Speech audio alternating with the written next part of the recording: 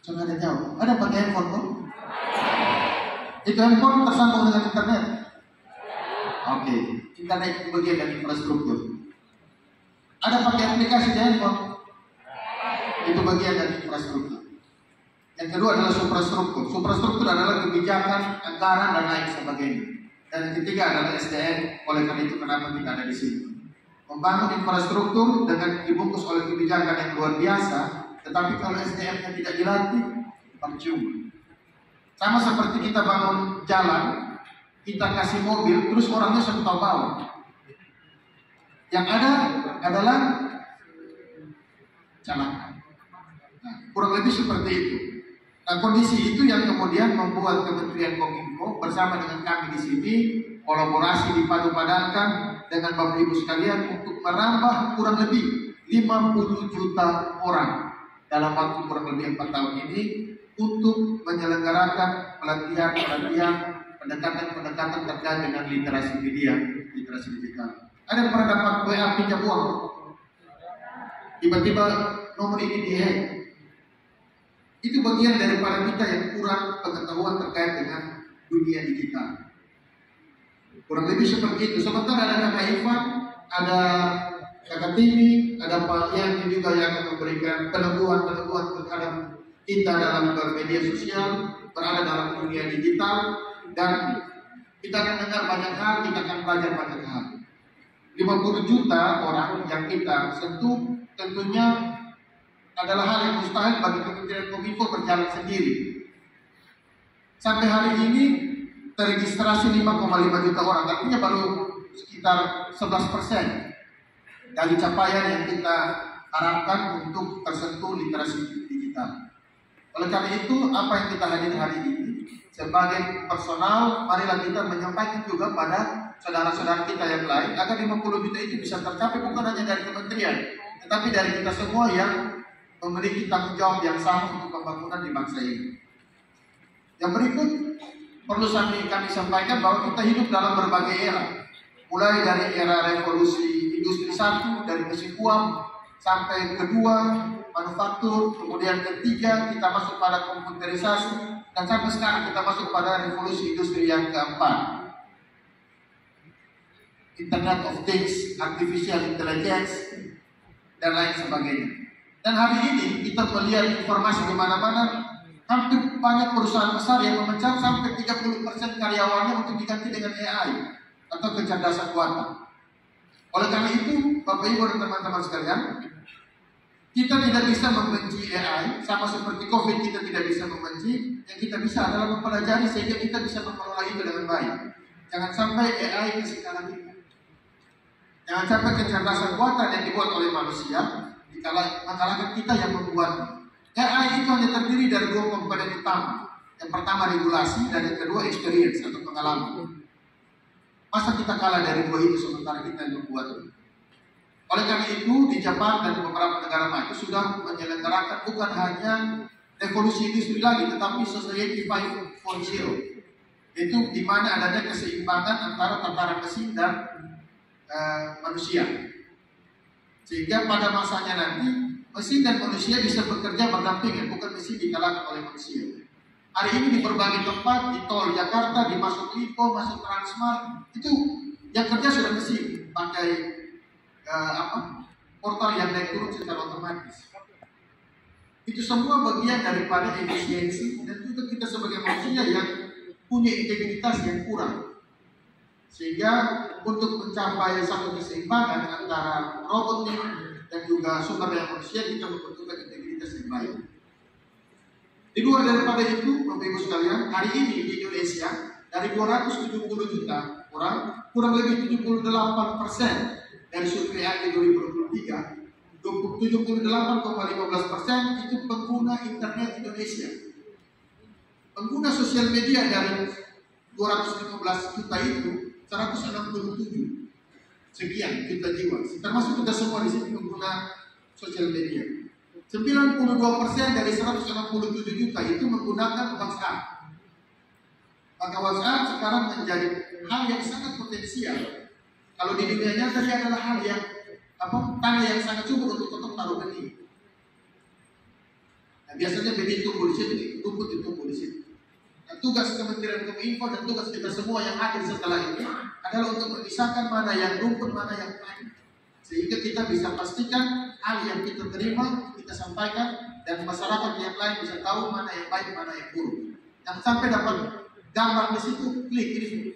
Ada nomor yang kalian belakangan ini ramai untuk visi, menarik data kita, untuk loading handphone kita klik di situ. Bilang itu undangan pernikahan. Ternyata bukan. Itu aplikasi di mana kita harus menyetor data kita dan data kita diambil untuk dipergunakan tidak sebagaimana mestinya. Oleh karena itu setelah kita klik, tiba-tiba handphone kita sudah diambil alih oleh orang dan boleh pinjam uang sebesar. Begitu. Yang berikut Bapak Ibu sekalian, zaman sekarang, zaman milenial dengan penggunaan sosial media lebih banyak ini, ada satu istilah.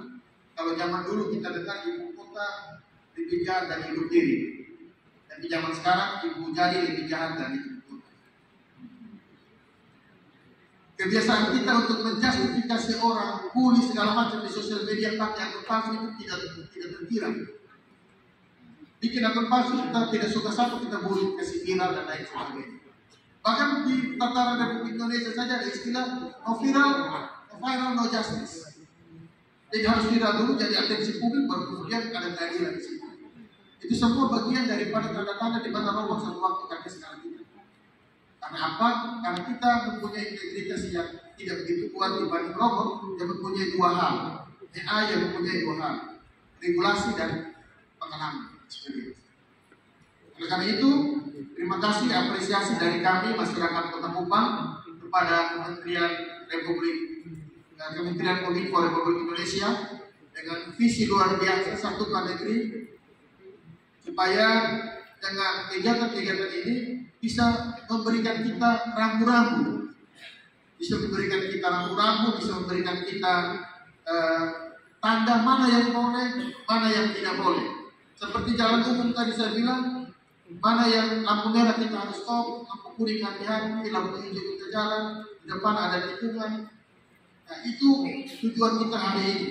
Hanya yang diajarkan atau dibagikan pada hari ini rambu-rambu yang ada di dunia digital. Nah, Kak Ivan sebentar nanti akan sebagai narasumber, ada Mas Kemal juga dan Pak Tim.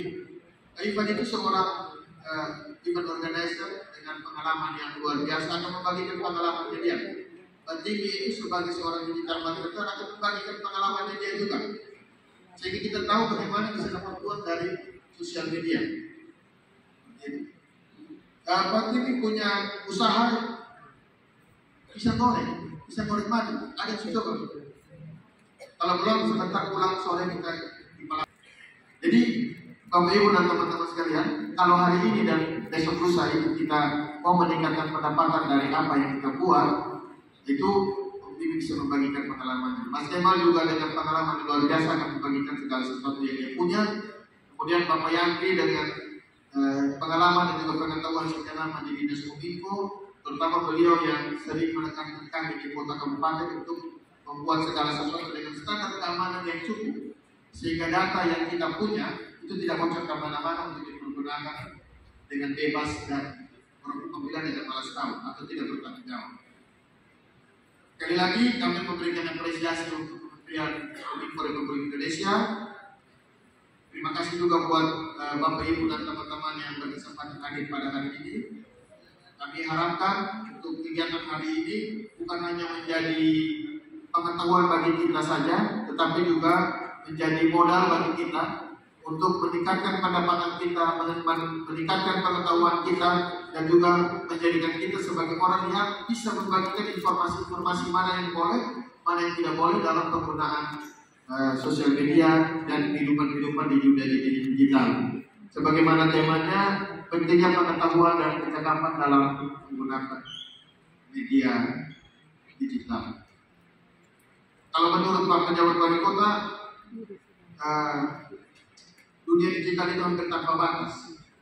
Kalau kita mungkin istilahnya langit ketujuh atau di atas langit masih ada langit. Tapi istilah Pak Pejabat bahwa langit terakhir itu ada di hati kita. Ada di hati kita. Jadi kalau seandainya kita punya hati itu memiliki rasa yang baik, niat yang tulus, memiliki integritas yang cukup, maka hati kita juga akan menggerakkan jempol kita untuk tidak membuli orang, akan menggerakkan jempol kita untuk tidak menjustifikasi satu hal.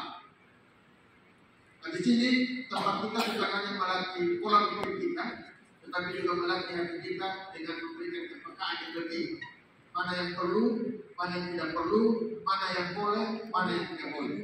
Semoga kegiatan ini bermanfaat buat kita semua, dan kita semua kembali dari sini bisa menjadi berkat bersama kita dalam hal penggunaan media kita. Kiranya Tuhan memberkati kita semua. Salam. Sampai. Wassalamualaikum warahmatullahi wabarakatuh. Om Santi Santi Santi Om. Nama budaya, salam kebajikan, salam sehat buat kita semua. Terima kasih.